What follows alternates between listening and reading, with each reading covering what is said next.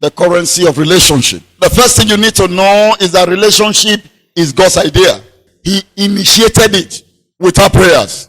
Another thing you may need to know about relationship is that the goodness or the betterment of humanity is tied to relationship.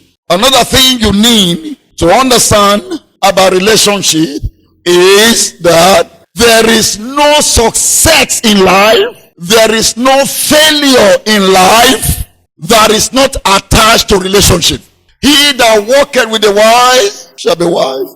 A companion of fools shall be destroyed. Relationship gives birth to outcome in life. Another thing is that relationship is the highest currency in the world. What it means, relationship can give to you what money can afford. The common thing that human beings use as yardstick for relationship is blood. Let me advise you. Your children may not be the one to sort you out. There is somebody for you.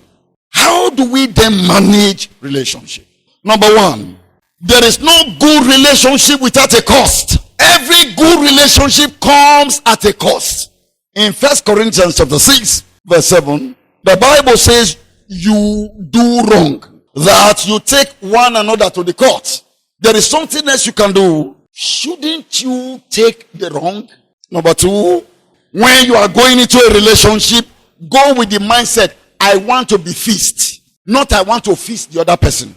The person you didn't create will take you forever. You'll be frustrated. The cheaper route to take to a winning relationship is go with the mindset that I want to be feast. I want to learn. You mean to learn from a fool? Oh yes. If you listen to a fool for some time, you will learn how not to be a fool.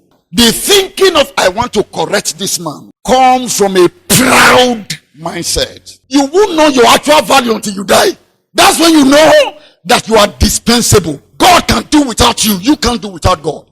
Jesus came one day, sat all of them down, and he said, what do men think about me? One says, somebody call you John the Baptist, come back alive. Another one says, you are Elijah. Another one says, you are Isaiah.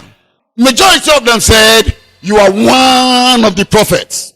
John the Baptist, Isaiah, Elijah, one of the prophets. Put all of them in one pot, melt it together to come out with one thing, ministry. Everything they said pointed to one thing, ministry. My own submission is that none was wrong. They were not exact, but not wrong.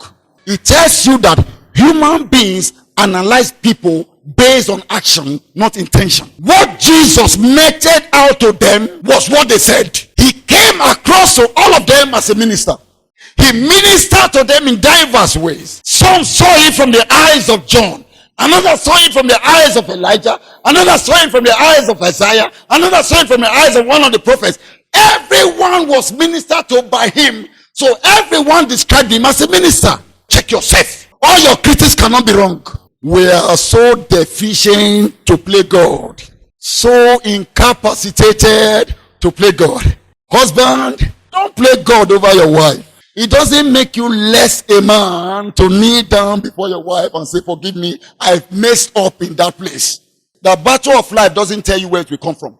You may know your need. You can't determine your helper. God can choose the person you don't like to sort you out.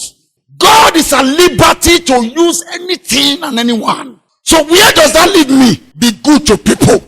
Set yourself up for help from any quarters. Be good to people.